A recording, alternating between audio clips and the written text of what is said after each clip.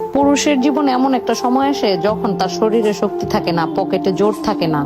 এতদিন যাদেরকে খাওয়াইছিল, যাদের কথায় নাচছে, তারা কেউ কিন্তু পাশে থাকে না। পাশে থাকে কেবল ওই অবলা নারী যার নাম স্ত্রী, যারে পুরুষরা দিনের পর দিন অন্যান্যদের কথায় অবহেলা করে, মানুষের কথায় তার উপরে মানসিক শারীরিক নির্যাতন করে। পুরুষের জন্ম দেয় একজন নারী, আবার সেই পুরুষের শেষ সময়টাও পাশে থাকে, সুন্দর একটা মৃত্যু পর দেয় কিন্তু একটা নারী। একজন পুরুষের শারীরিক শক্তি আর তার পকেটের জোর যতদিন থাকবে ততদিন সে তার স্ত্রীকে মানুষ মনে করে। যখন এইসবে ভাটা নেমে আসে তখন তার হুঁশ ফিরে, কে তার আপন আর কে তার পর।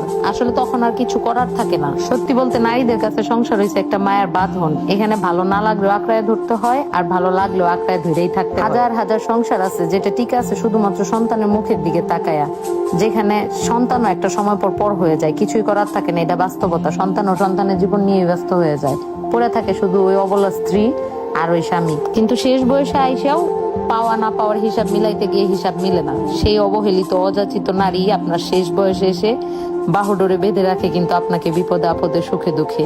এই জন্য স্বামীদেরকে বলি, বউরে বুঝার চেষ্টা করেন। সবাইরে যেমন বুঝার চেষ্টা করেন, বউর উপরে চাপায় দেন যে বউই তো, এটার মারলেও থাকবে, কাটলেও থাকবে, না রাখলেও থাকবে, থাকলেও থাকবে। এই অভ্যাসগুলা বাদ দিয়ে বউদেরকে রাখার মতো রাখেন, দেখবেন এরা আপনাকে আরো বহুত গুণে দেওয়ার মতো দিবে। আর বউদেরকেও বলি, শুধুমাত্র স্বামী ভালোবাসবে, স্বামীরই করতে হবে, স্বামীরই আপনার দিকে আগায় আসতে হবে, এগুলা বাদ দিয়ে আপনিও চেষ্টা করেন স্বামীরে উল্টা ভালোবাসা দেওয়ার জন্য।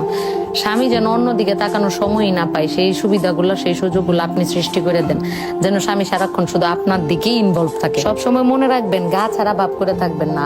সংসার আপনার, স্বামীও আপনার, স্বামীর বাপ মাও আপনার, স্বামীর সবকিছুই আপনার। সো জিনিসগুলোর ওইভাবে আঁকড়ায় ধরার চেষ্টা করেন। আপনি যত গা ছাড়া ভাব করবেন, সংসার আপনার থেকে তত গা ছাড়া ভাব করবে। তাই সংসারে আঁকড়ায় ধরতে হইলে আগে নিজেকে ঠিক করেন, নিজের মন মানসিকতাকে স্থির করেন যে সংসারটা আপনি কিভাবে করবেন, ঠিক সেইভাবে আগায় যান। তাহলে দেখবেন আপনার আয়ত্তের মধ্যে সবকিছু রয়ে গেছে। এই যে দেখেন, আমি সকাল সকাল ঘুমের দুইটা প্রাকৃতিক পরিবেশ জামাইরা লয়ে একটা গুল্লি দিয়ে আইসা শিউলি তলায় গিয়া শিউলি কুড়াইয়া